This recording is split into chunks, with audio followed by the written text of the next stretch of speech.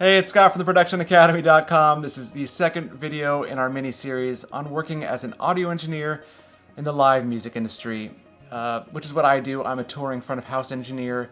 I worked with some great bands, done a ton of great shows, but it wasn't necessarily easy or quick to get to where I am now. So I'm going to share some things that I did to let myself get to where I am now and have good success.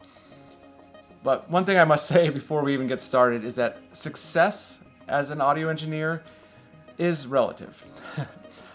I've had people who look at me and what I've done and the bands that I work for and say, you haven't really done anything that big. You do all these small tours. Even though I've done shows at Madison Square Garden and Sydney Opera House and Red Rocks and all these other huge iconic venues, and I've worked for Grammy-winning and nominated artists, some people still think that I haven't done that much big stuff. On the other hand, there are plenty of people, plenty of engineers that I meet that say, you work for all these amazing bands, how do I possibly get to work for the same bands or similar bands and have the same type of success that you have had? So it's an important thing to realize it's all relative. Really, I define success as being able to work with people that you like, work with music that you like, and to make a living doing it. And that could be at all kinds of levels in live music. There are tons of great concerts happening all over the world at tiny venues, and then there are tons of terrible concerts happening in arenas all the time. So it's really personal, and I really don't want to define success for myself or for other people as just doing the biggest shows out there. So important thing to keep in mind. But as I was starting out, I started the same way a lot of sound engineers start, which is playing music. I started taking piano lessons at 5 years old, played clarinet in my elementary and middle school bands, started playing drums and took guitar lessons and played banjo and all these other instruments. So I really come from it from a music perspective, and which is, I think, suits my job as a front of house mixer. A lot of people that mix front of house well understand music and can hear really how it's all put together. But there are tons of other people that work in live sound that come from more of a math and physics and technical perspective, who are able to deploy massive sound systems or do all this technical kind of work that is really important and make a lot of money doing that.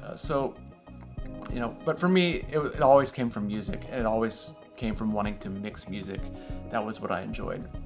But as I was playing music and got into high school, started forming bands and playing some shows here and there and trying to make demos on our little 4-track cassette recorder. That's when I really started geeking out on audio. And it was hard with the little 4-track cassette. It's not like now where you have a DAW on your laptop and you can run Pro Tools with 48 tracks and out of your bedroom. Back then we had 4 tracks, and they didn't necessarily sound all that good. You had to play around with mics and mic positions and all these things to really get a good sound out of those little 4-track cassette recorders. So after I graduated from high school, I went to college at the University of Iowa and got my very first job doing live sound at a very tiny club called Gabe's Oasis in Iowa City. I saw an amazing show. I saw so many amazing shows there. I can't even tell you. I saw so much good music. It just goes to show you that good music doesn't only happen in arenas on the biggest scale.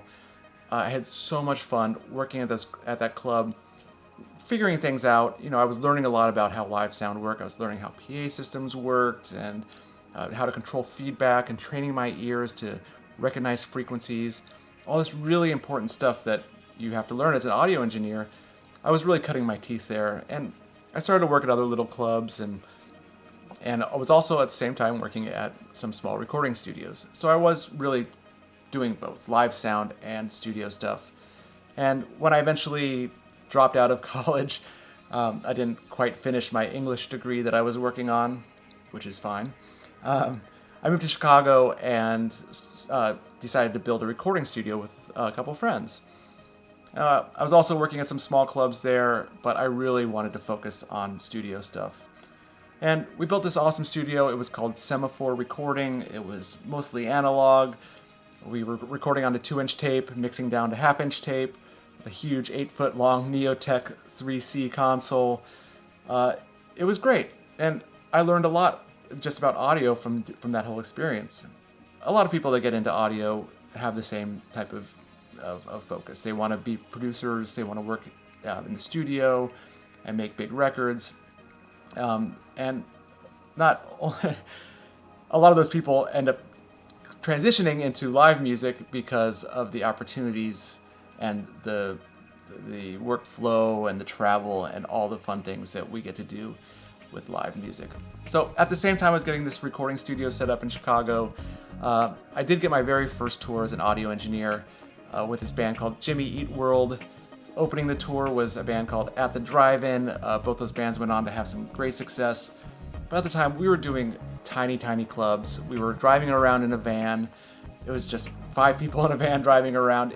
It paid terribly. It was not that much money, but I had so much fun, and it really exposed to me to what touring could be, how much fun it could be, travel, how exciting just being involved in live music in the moment could be.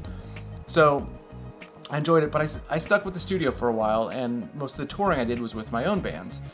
And after a while, I just didn't enjoy hustling for clients. It was hard in the studio when you have a recording session go for a week or 2 weeks, and then it's done, and you have to find new clients and go out there and figure out who's going to come spend money at your studio, and I didn't really enjoy that part of it. So after a while, after a few years, a friend I had known through my own band's touring, Ted Leo, decided that he was going to hire a sound engineer and go on tour a bunch. So I took the job, and it was really great. I really enjoyed just having one client for a couple of years. I was still doing other work here and there, freelance work, but most of my income was from one client, and I really enjoyed that.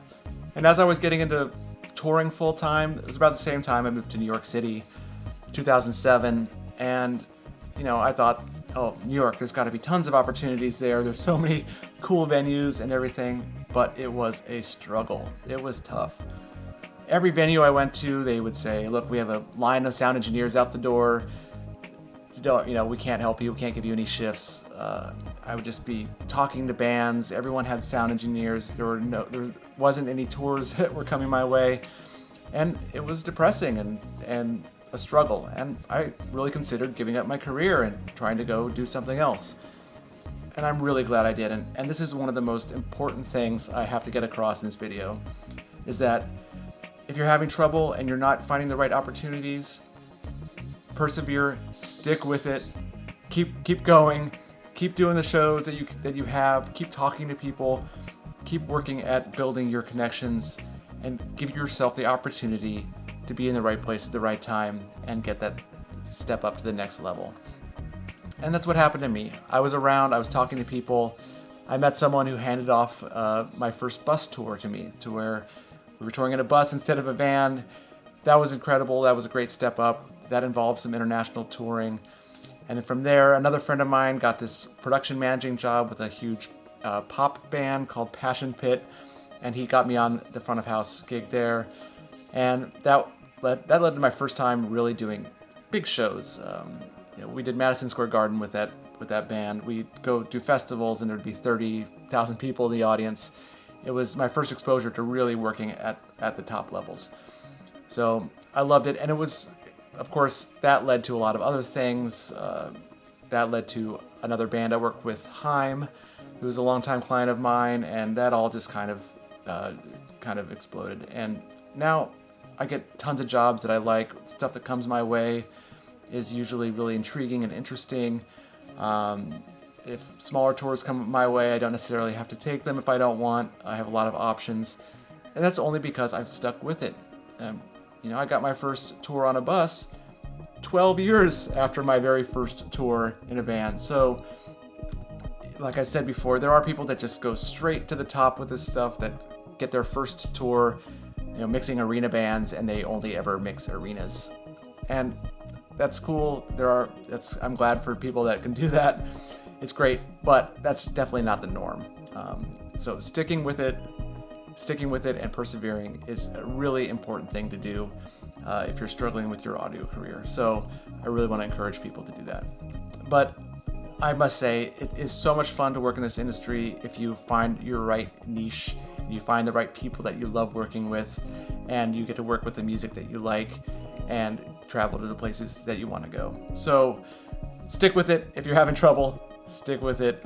And also, very important, be nice to people. This is a huge thing with audio engineers. I see people just being rude or mean, and they don't get asked back, a lot of them. Or they'll have one job that's tolerated, and other people won't hire them because they're just not nice people. So it is really, being nice to people will get you much further along in your career than just being able to get a good drum sound.